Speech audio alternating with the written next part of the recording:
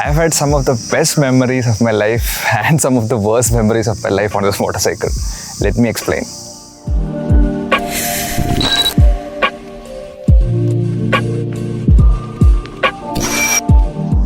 Hey everyone, welcome back to another video. So today I'll be sharing about my honest review and opinion about the Royal Enfield Himalayan after being ridden for almost 20,000 kilometers now. I'll divide this video into three sections: the good, the bad and the ugly about the Himalayan. So the first question would be, why did I go with the Royal Enfield Himalayan? So to give you a little bit of background, I started learning and I learned riding a bike on my dad's old Bullet. That was a 2004 model, I guess. So when I moved to Bangalore, when I wanted a bike of my own, I wanted to buy a Bullet because I was used to the right-sided gear system and the left-sided brake system. And I couldn't ride the newer bikes because I always used to get confused by it. So I went ahead and bought the 1975 model Royal Enfield Bullet, and it was a beautiful machine.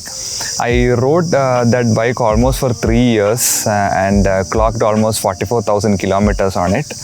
And I went on 2 trips, one I think in Kemanagudi and one is in Dabbaguli. So those 2 trips had some off-road trails, and when I started going to off-road trails, I kind of liked it better than highway traveling actually, because you get to go to places where not much people come, and you get to explore to places where normally cars or bikes wouldn't come. So, and you know, it is difficult for 75 model Bullet to go all those places. And moreover, I think by that time this green tax had come, and there were rumors that vehicles more than 15 years old would be decommissioned or made straight illegal or something like that. So, and then it would go for only scrap value. So all in all, I was forced to sell it off and then buy a new motorcycle. A friend of mine introduced me to this ADV concept, where there are bikes built for both off-road and on-road. It's kind of like a jack of all trades. I started searching for an ADV in the Indian market, and you know, the top 2 that comes are Himalayan and the Xpulse. So when I went to the Xpulse fact sheet or the spec sheet, I found that it weighed really like 150 kg. I used to love the weight of the Bullet. It was almost 189 or 186 kgs, and the weight gave you stability on the highways and all. So I thought I wouldn't go for a lesser weight bike. I would go for a bike if almost as heavy as the Bullet, or even heavier than that. A decision that I would regret till date. So I went with the Himalayan. So I went and test drove it all on the highway, and it felt very stable and very comfortable. So that's why I went with the Royal Enfield Himalayan. So coming to the good about the Himalayan, I would say the best thing about the Himalayan is the ride comfort. Be it the riding position, or be it the cushion comfort, or the wind protection from the windshield, it is absolutely the best. You can ride for long hours on the highway without any discomfort, without tiring yourself, and it is very stable. I did lower the handlebar a little bit to my level because I have short arms. Other than that, I think anybody who's over 5'5" is easily able to manage in the stock setting itself. The upright seating ergonomics and the cushion comfort is top notch.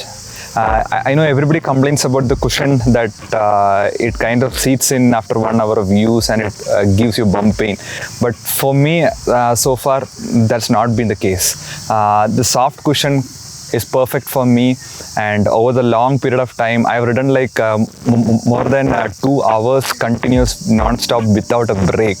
And when you take a break, you'll never feel that you're tired or any back pain of any sort, nothing. So coming to the ride comfort, it is the best on the Himalayan compared to all other bikes, I mean, in this class around there. So that's the best thing about the Himalayan. The second best thing about the Himalayan, I would say, is the saddling posture. The saddling posture is simply the best about the Himalayan. I mean, the way it's designed, that you can stand fully upright and you'll feel a lot more in control of the motorcycle. For people taller than 5'8", I think they would require a handlebar riser or a aftermarket like AOM handlebar. But otherwise, the stock handlebar for somebody like me is just perfect. And more than that, the top of the world feeling you get when you saddle and ride off-road is just absolutely the best. The kick you get out of it is nothing comparable. The next best thing about the Himalayan is the low-end torque of the engine. If you're a beginner, when you're trying to go off-road, you want to go as low as possible so that you can, you get to concentrate on where to go next, and you'll be not confident enough. You'll not want to rip all the way through all the off-road terrain and all. So for somebody like a beginner, they would want to go slow and more concentrated and tackle their way through in a slow paced manner. For that, if you don't have a low end torque engine, you'd have to rev up the engine so much, use a lot of clutch, like how people in KTM and all struggle. In that way, Himalayan's engine is beautiful. You can just let go of the clutch, throttle very slowly, and at around 2500 rpm, at around 5 km per hour, 10 km per hour also, it will never stall, it will never have any knocking issues. And even in a uphill in second gear, aramse you can slowly tractor through. So that way it gives you more confidence to go off-road, it gives you more confidence to tackle different terrain slowly and comfortably. So that's the next best thing about the Himalayan. The low end torque is absolutely the best. The next best thing about the Himalayan is the suspension. It is very soft, and I don't know if people like soft suspension or hard suspension. For me, coming from a Bullet, this was like sitting in a sofa actually, because it absorbs all kinds of small impact as well as big impact. I've done few jumps with this, but till now my suspension has never bottomed out. Even in the stock setting. Moreover, I've had a saddlebag full of luggage and with pillion, and even the stock setting, the rear suspension has never bottomed out. One downside to this soft suspension is that when you go on high speeds like 110, 120 km per hour on the highway, it tends to wobble a bit. That's something I would trade off for a soft suspension on an off-road, because on off-road it absorbs all the major kinds of bumps, sand, crevices, everything. So you are just comfortable on the saddle, and it gives you a lot of confidence. So the suspension is the next best thing on the Himalayan. It is very comfortable. Himalayan ride out of the showroom itself is like halfway equipped for a long haul. Right from the front frame to the back, you have a lot of luggage mounting options for touring. You just have to buy a few bags or even the pannier for luggage, but for the mounting, everything is sorted. Even from the front frame, you can mount many things like jerry can, bottle pouches and all that. And there is a lot of mounting option for saddle stays as well. There's a top rack where you can mount anything. The luggage carrying capacity of the Himalayan is absolutely the best. It can mount a lot of things, a lot of luggage for the long trip.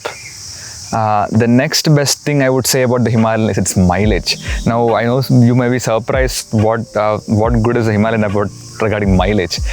For me, because I am coming from 1975 model Bullet, which used to go at maximum 80 km per hour, I think I have topped it out once at 90 km per hour on a slope, that's it. So it used to give me around 26 km per liter.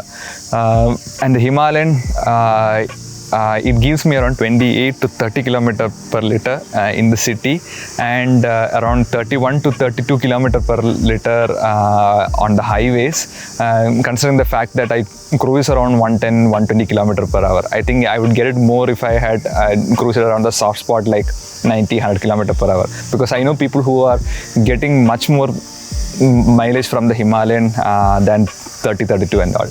But all in all, I'm very happy about the mileage the Himalayan gives. Coming to the disadvantages of the Himalayan, the first and foremost would be its weight. For a 54 kg guy like me, and the Himalayan which weighs almost 4 times my weight, getting it on the central stand is a difficult task on a daily basis. It is a major confidence killer when you go off-road trial riding. When it falls, it is very difficult to get it up. In otherwise easy off-road trail where you are more confident in taking a lighter weight bike and trying out the trail for yourself, you will be a little bit inhibited by Himalayan because of its weight. You will be a little bit scared whether or not to try out that trail or that obstacle, because if it falls, it's a very big task to get it back up on its feet. So that major and the first big disadvantage of the Himalayan according to me. But I think slowly you'll get used to it after using it for almost 2 years now. I've got much more confident and much more used to the weight. I've suffered so many falls in this bike, and once you learn the proper technique to get it back up, I think you'll get used to it. But still, it's one of the major disadvantages of this bike. The next biggest disadvantage of this bike according to me is the hard clutch and the clunky gear shifts. I know many off-road enthusiasts like having a clunky gear shift for the feel of it, but coming from a Bullet 1975 model Bullet, this is 45-year-old bike which had buttery smooth gear shifts and smooth clutch, and when I came to this, it was very difficult for me to adjust to the clutch and the hard gear shift. I think this is an issue which all the Himalayan owners face, and there are some workarounds to make it a little more smoother, but all in all, it's very hard and very clunky gear shift. The third disadvantage of the Himalayan would be it has very less power. For me, although it has never been much of an issue, because I come from a Bullet which used to go at maximum 80 km/h, and now I cruise at 110-120 km/h. But considering the engine capacity and considering the rivals in the market, Himalayan offers very less power, and after 100 it struggles a lot. So compared to the counterparts like KTM, BMW and all that, even the Expel goes as fast as Himalayan, now the Expel's 4V. So in that aspect, Himalayan, consider that it is built for touring also. It is a disadvantage that it doesn't have much power. The next biggest disadvantage would be the tube tires.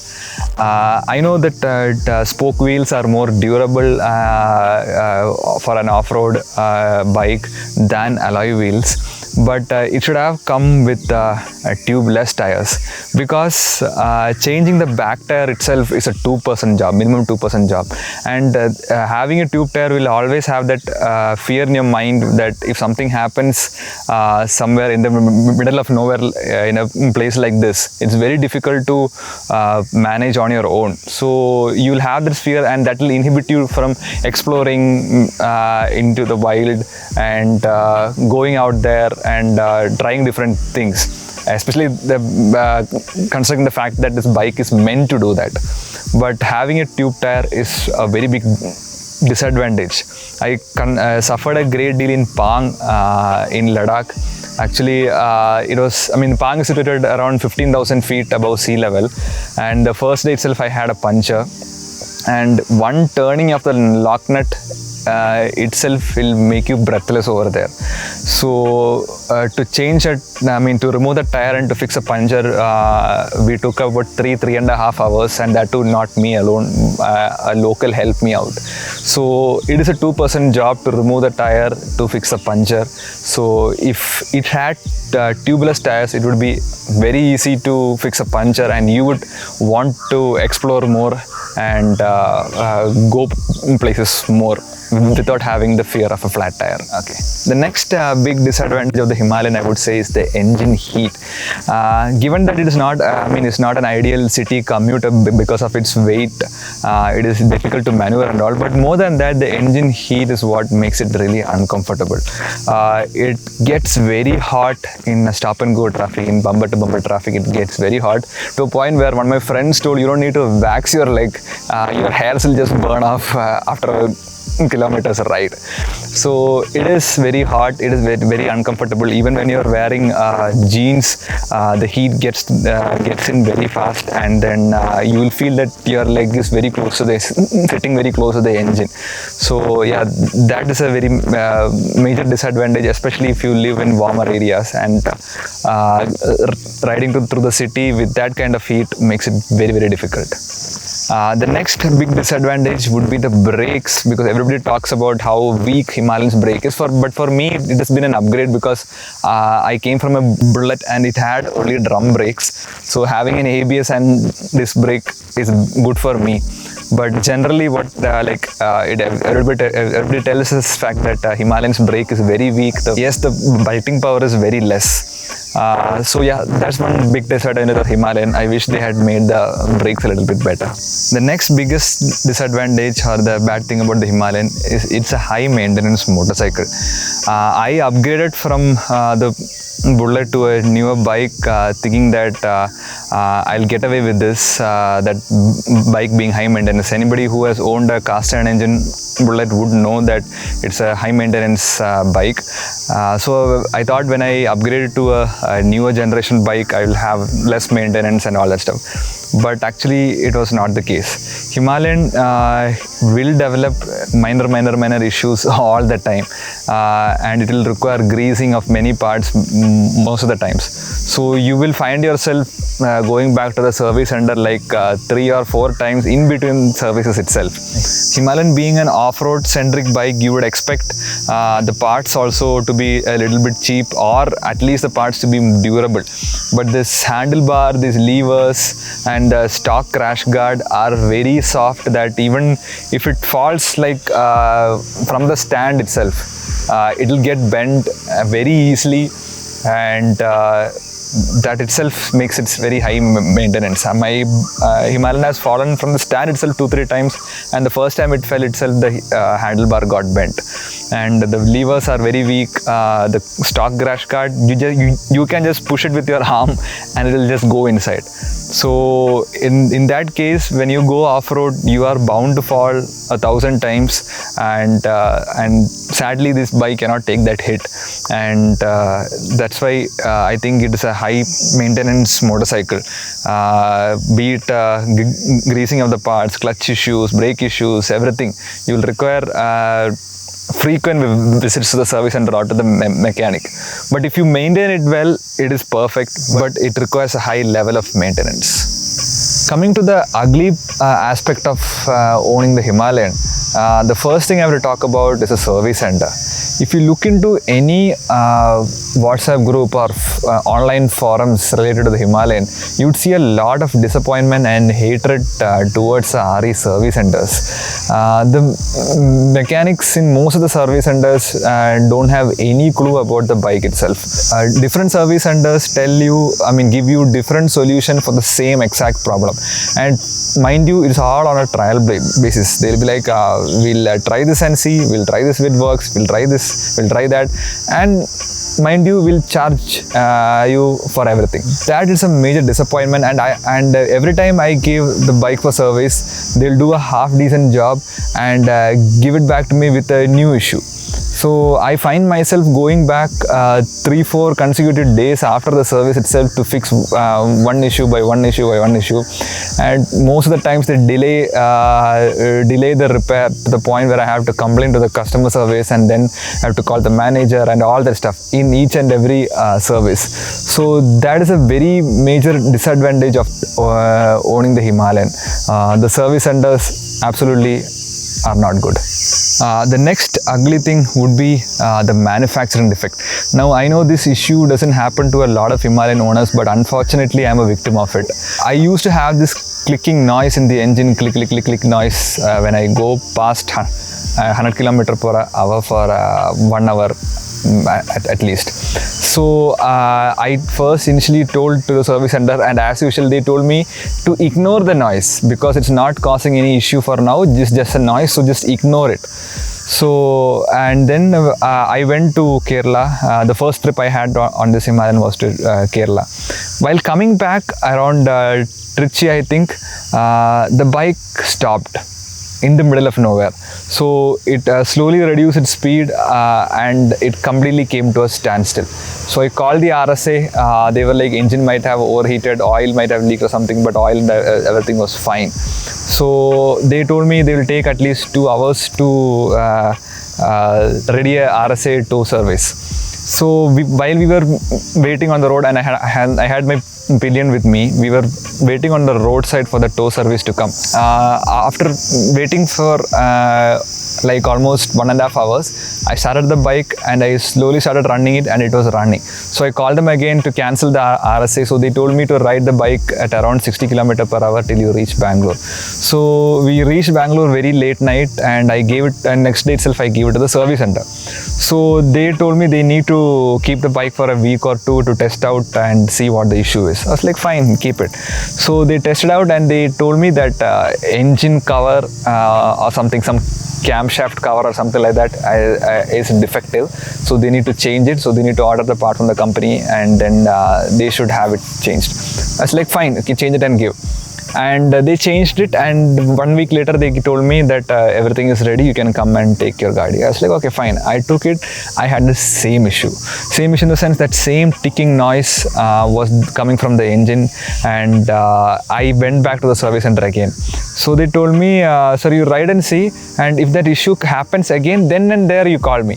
So how do I know when it will happen? And it will happen mostly in the highways when I'm cruising at 110 km per hour for more than 1 hour. So I got very frustrated, but since the Gaadi was running okay, I took it and came back. And second time it happened to me when I was coming back from Kolar. Same thing happened. The bike started slowing down to a point where I couldn't ride above 60 km per hour. It would stop. So I before the bike itself stopped in the middle of nowhere, I stopped at a petrol pump, took rest for half an hour, and then rode it back to Bangalore at around 60 km per hour average. I gave it to the service center again, and mind you, they couldn't figure out what's wrong. So somebody told me that there's a company owned and company operated service center in BTM layout. So I gave the bike to them, and they told me the same thing. 2 weeks you have to keep the bike. They have to ride and see and all that stuff. Okay, fine. They kept the bike. They rode and tested and saw.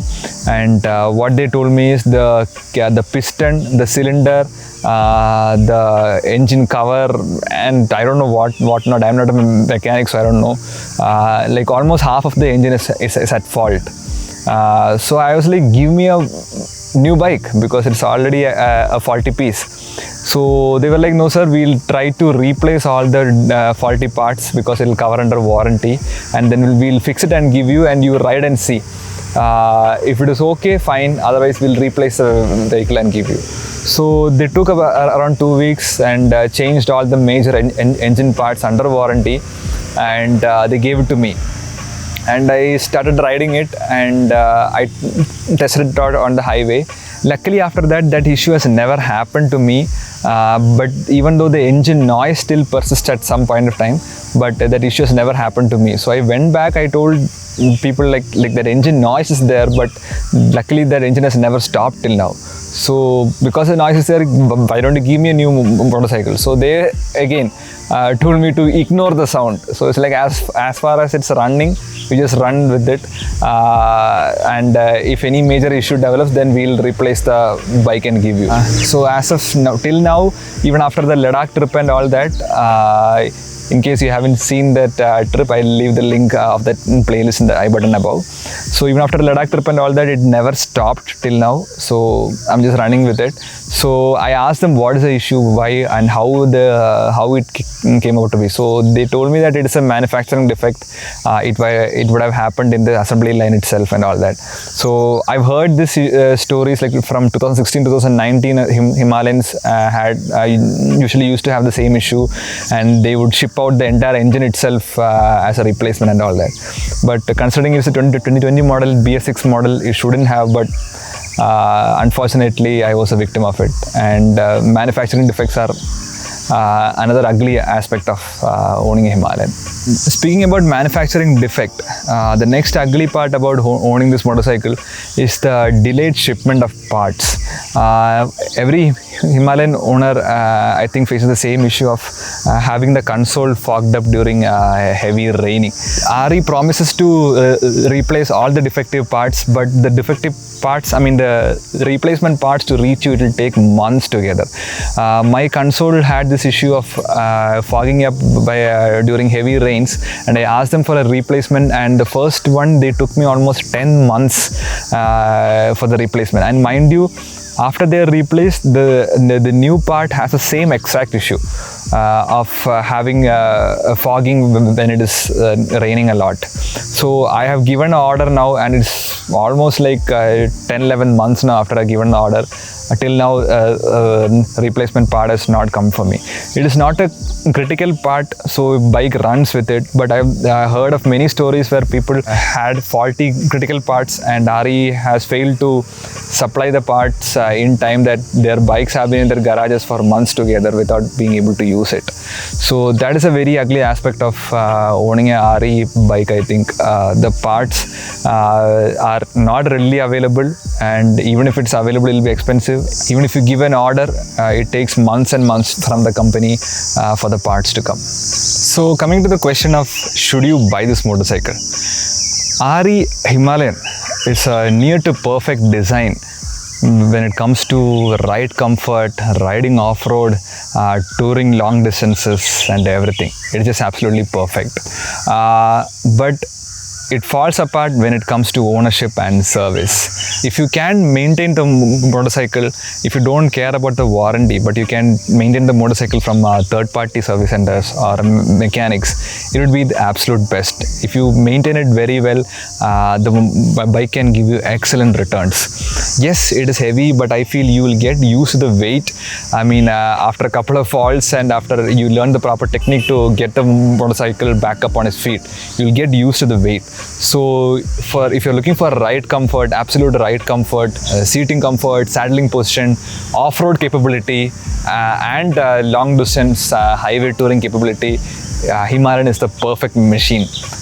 Because it comes in between all the other ADVs out there in the Indian market. Xpulse, which is not very good for highway, and KTM 390 or the 250 Adventure, which is not very good for the off-road. The Himalayan sits in between perfectly.